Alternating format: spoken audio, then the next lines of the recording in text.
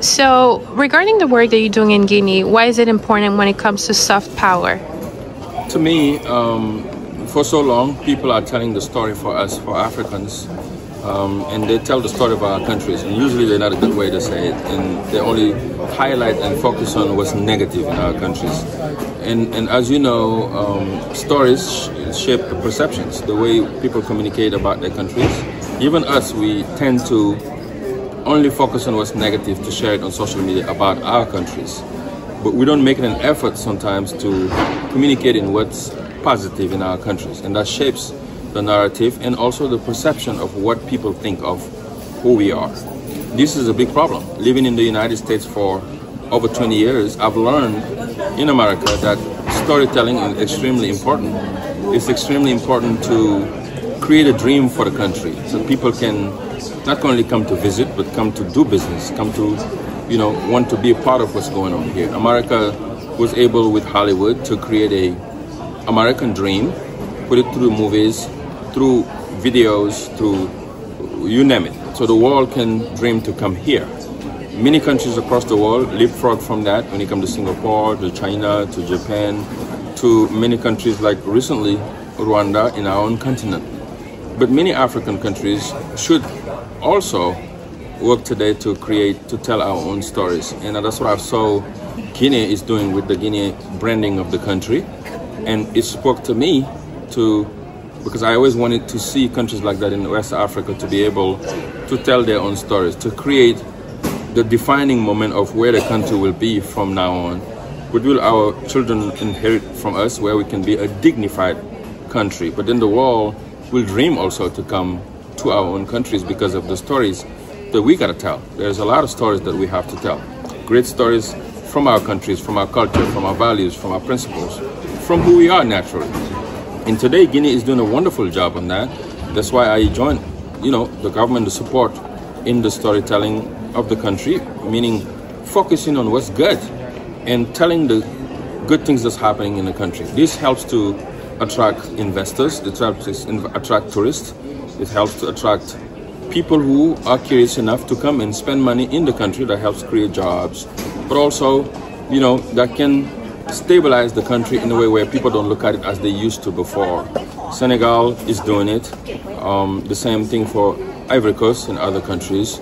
And I think as Africans, we got to continue to support other African countries, not only limit ourselves to the country that we were born and raised, because if you come to the United States, people from Chicago work in New York, people from New York work in LA.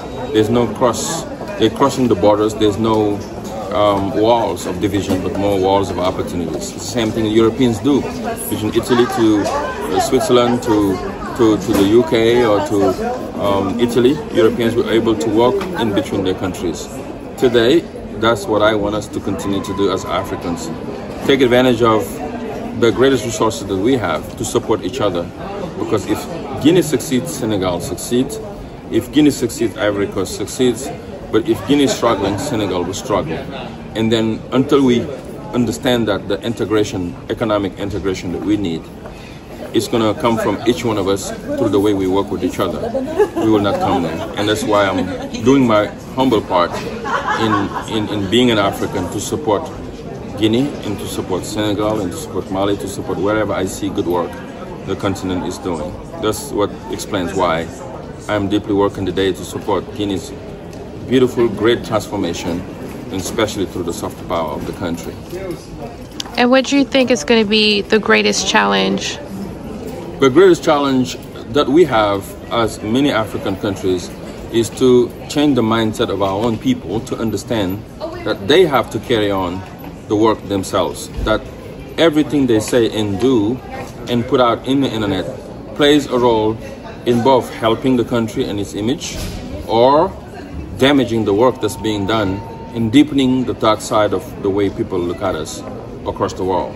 Example, when people go to TikTok, on Facebook and Instagram and only share the negative sides of their country and only focusing on every country got challenges. In the United States, where I'm at right now, the government is in shutdown this past 2 weeks right here in the US Capitol in Washington, D.C. But the highlight in the news over here, when the president carries it across the world, they're always focusing on soft power.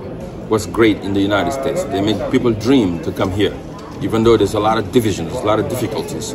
But it's still a great country to so many because they build an ideal that we should also leapfrog. But what do? What is the Guinean dream? What is the Senegalese dream? What is the African dream? Who's building that? We need to build that. I think it's fundamental to work on making sure the mindset of our people change, that each one of us is the change that we're looking for. If you want, each one of us is what the Africa and the country that you live in can be. And the work that you do, no matter how small you think it is, have a big impact on not only today, but what tomorrow of the country will be. Thank you so much, and good luck with everything. And thank you for all the work that you do in Africa and for the youth. Thank you.